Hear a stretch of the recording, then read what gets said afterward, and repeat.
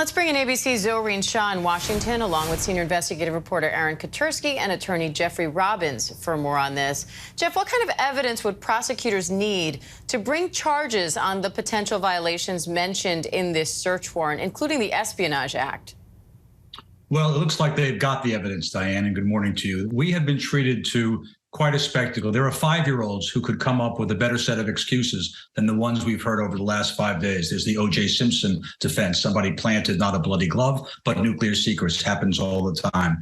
We packed too quickly, and so naturally nuclear secrets or documents related to nuclear weapons happened to be thrown on top of the suitcase.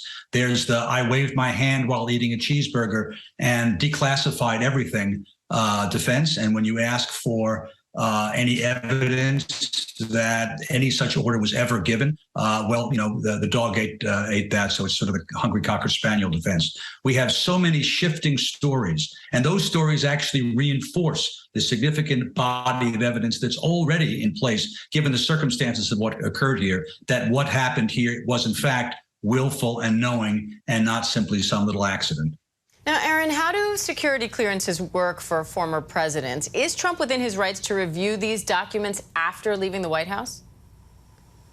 After leaving the White House, no, Diane. We understand that President Biden was so concerned about former President Trump and some of his erratic behavior and statements as he saw it, that he rescinded the security clearance that he would have had as president. And it's up to successors to determine whether former presidents are able to see certain classified materials, certain intelligence. Sometimes they're called upon to assist in a given situation and maybe given a security clearance for that.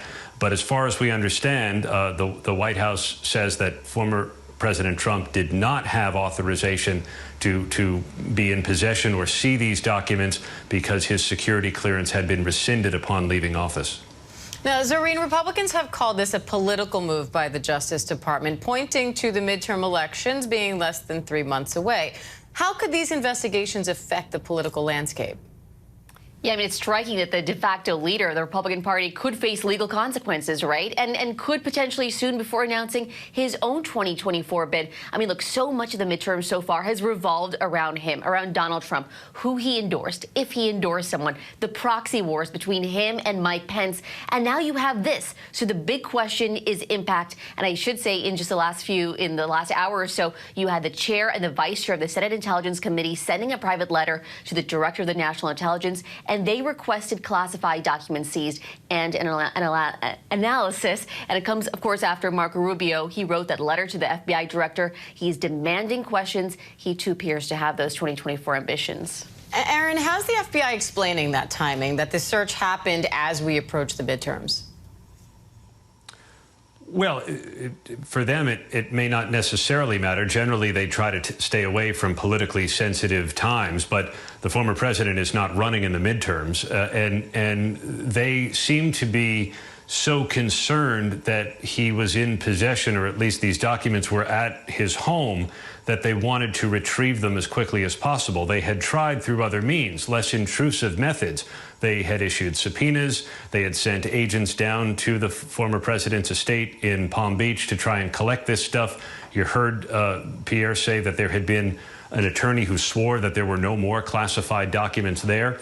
Instead, though, they felt like they needed to move in and take this stuff using a search. And they had viewed security camera footage that they had subpoenaed from Mar-a-Lago, and that footage may have raised concerns that there were people who had access to this material, given how and where it was stored, that should not be able to see it. Now, Jeffrey, a Trump attorney signed a statement in June saying all of the classified documents had been turned over. Obviously, that's not the case. So how damning is that?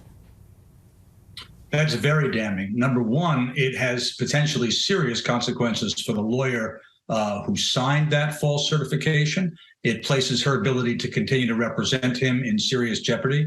It raises a serious question whether or not she actually will be a witness against him. And it suggests, as your question suggests, that there was a false certification by the Trump team to the federal government about whether or not they continue to hold on to these documents, which is going to be quite likely more evidence of intent to violate the law.